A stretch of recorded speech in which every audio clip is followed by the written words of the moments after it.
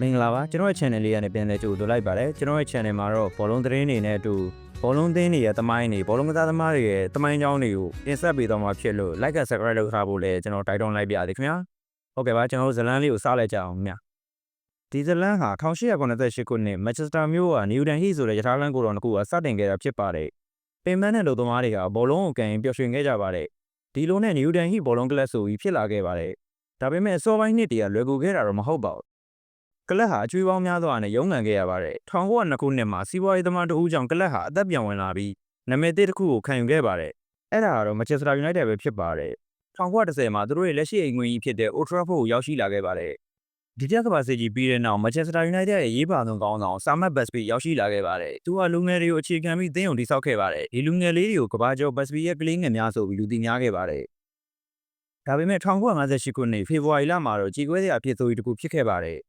ဥရောပပွဲရနေအပြန်မြူနစ်မြို့မှာလိန်ပြကြမှုနဲ့ရင်ဆိုင်ခဲ့ရပြီးတော့အဓိကကစားသမားရှိဦးဆုံးရှုံးခဲ့ရပါတယ်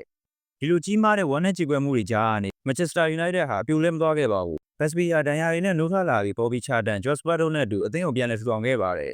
နောက်ဆုံးမှာတော့1968ခုနှစ်မှာသူတို့ရဲ့အိမ်မက်ဖြစ်တဲ့ဥရောပဖလားကိုစုခိုးပြီးတော့ကလပ်သမိုင်းအောင်ကဘာအသိမဲ့ပြုသိခဲ့ပါတယ်1986ခုနှစ်မှာတော့မန်ချက်စတာယူနိုက်တက်ရဲ့တမိုင်းတစ်လျှောက်အကြီးကျယ်ဆုံးနီးပြဖြစ်လာတဲ့ဆာအီလာဖာဂူဆန်ရောက်ရှိလာခဲ့ပါတယ်သူ့လက်အောက်မှာမန်ချက်စတာယူနိုက်တက်ဟာအင်္ဂလန်ဘောလုံးလောကရဲ့မဟာအင်အားကြီးအသင်းအဖြစ်ခိုင်မာခဲ့ပါတယ်။ Class of 92လို့လူသိများတဲ့လူငယ်တွေနဲ့အတူပရီးမီးယားလိမှာစူပလာတွေကိုတရားသိပြီးတရားသိသိမ်းပိုက်ခဲ့ပါတယ်။ဆာယလာဖာဂူဆန်ခေတ်ရဲ့အထွတ်ထိပ်ဟာ1999ခုနှစ်ဖြစ်ပါတယ်။သူတို့ဟာပရီးမီးယားလိ FA ဖလားနဲ့ချန်ပီယံလိဆိုတဲ့ဖလားကြီးသုံးလုံးကိုတရားသိတဲ့ရယူခဲ့ပါတယ်။ရိုနယ်ဒိုရိုနီတို့လိုကစားသမားတွေကိုမိုးထုတ်ပေးခဲ့ပြီးတော့ဖာဂူဆန်ဟာစူပလာပေါင်း38ခုရယူခဲ့ပါတယ်။2013ခုနှစ်သူနားယူချိန်မှာမန်ချက်စတာယူနိုက်တက်ဟာကမ္ဘာပေါ်မှာအောင်မြင်ဆုံးကလပ်တစ်ခုဖြစ်ရည်တည်ခဲ့ပါတယ်။ဆာယလာဖာဂူဆန်မရှိတော့တဲ့နောက်ပိုင်းမှာအသင်းဟာတက်ကြတွေနဲ့ရင်ဆိုင်ခဲ့ရပါတယ်။ Old Trafford ရဲ့အိမ်မက်ပြသက်ရုံမှာတရေနီတွေရဲ့စိတ်သက်သူရဲကောင်းတွေရဲ့အမွေအနှစ်နဲ့ပြည်သက်တွေရဲ့အားပေးမှုတွေဟာဘယ်တော့မှမပြီးဆုံးသေးတဲ့ခီးရှည်တစ်ခုဖြစ်ဆက်လက်ရှိနေဦးမှာဖြစ်ပါတယ်